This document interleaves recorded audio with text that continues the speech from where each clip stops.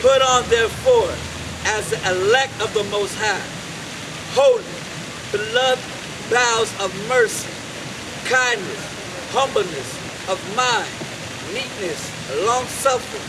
Exactly, you have to have these characteristics. You understand? We have to have these characteristics. Why? Because if we want mercy, we have to show mercy. Right? Read on. Forbearing one another. Forbearing means to hold up. Right? To hold up one another. Right? To sustain one another. Read on. And forgive one another. If any man have a quarrel against any, even as Yahushua forgave you, so also do ye. Right, so if you want mercy, you have to show mercy. If you want kindness, you have to show kindness. If you want forgiveness, you have to show forgiveness. It's just that simple. You want love, you show love. It's just that simple. Right, because all these characteristics, all these traits, it matters in the day of judgment. It matters in the day of judgment. Because you want mercy, when the Most High is bringing down the judgment, you're going to have to show mercy. You understand? Whatever you want, you're going to have to show it. Right? Because we're in the time of judgment. You understand? So whatever you want, you're going to have to show it. Put forth. All right? Read on. And above all these things, put on charity, which is the bond of perfectness. Right. Put on charity, which is the bond of perfectness. Give me 1 Corinthians the 13th chapter. Right? Why it says charity? Why it says put on charity, which is the bond of perfectness. Right? Go to verse 1. Because charity is love. You understand? Charity is love. You understand? Read on. All right. 1 Corinthians chapter 13, verse 1. And this is why it says put on charity, which is the bond of perfectness. Read on. Though I speak with tongues of men and of angels, and have not charity, I become as sounding brass or a tingling cymbal. Right. What that is saying is this, man. Though you have the tongue, it don't matter, of angels, and have no charity, that benefits you nothing. It don't benefit you. Read on. It profits you nothing. And though I have the gift of prophecy and understand all mysteries and all knowledge, and though I have all faith so that I could remove mountains and have not charity, I am nothing. You see that? All the prophecies and all that. If you don't have charity, that don't profit you or benefit you nothing. It don't benefit you anything. You understand? That's why charity, love is the bond of perfectness. Read on.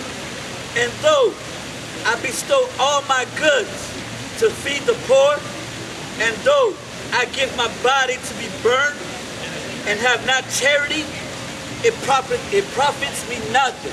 And see, and that don't need any breakdown, man. It is simple, it's straightforward. That is straightforward, it is simple and straightforward. Read on now. Charity suffereth long and is kind. Charity envieth not. Charity vaunteth not itself. It is not puffed up. Doeth not behave itself unseemly. Seeking not her own. It is not easily provoked. Thinketh no evil. Rejoice not in iniquity, but rejoice in the truth. Exactly. You see that? All about charity at the end of the day. Charity, read on. Beareth all things, believeth all things, hopeth all things, endureth all things. Charity never faileth, but whether there be prophecies, there shall fail. Whether there be tongues, there shall cease. Whether there be knowledge, it shall vanish away. For we know in part, and we prophesy in part. But when that which is perfect,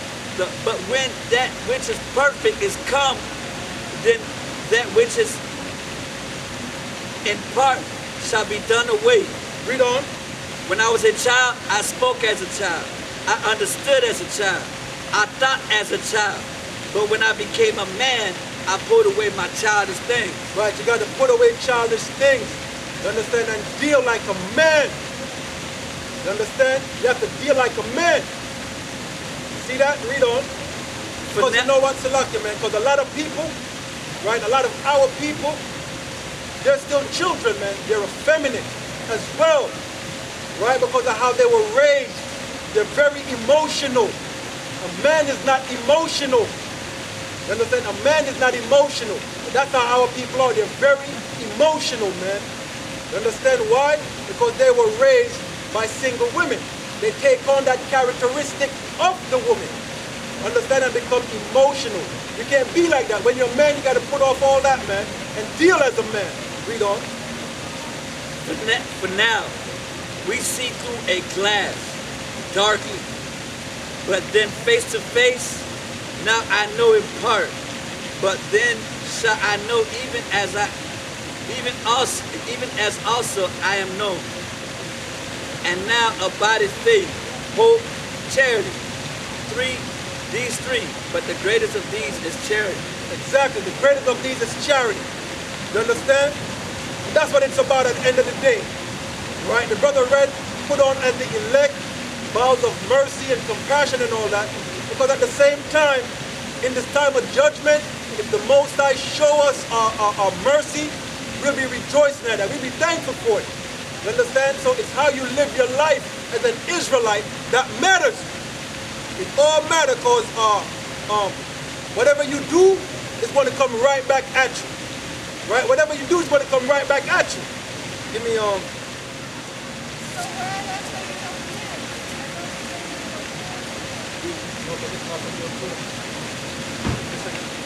people of God, the true biblical Israelites. Right, this is for the true biblical Israelites. According to the Bible, right? People of God. According to the Bible, Europeans are this right here, right? It's called Edomites. You know who the Edomite is? Heard about them? Yeah. All right, give me Genesis. What you got? Give me Genesis. All right, give me Genesis 25:21. We're going to talk about Esau for a minute. She mentioned the Europeans, right? So we're going to touch on them for a minute.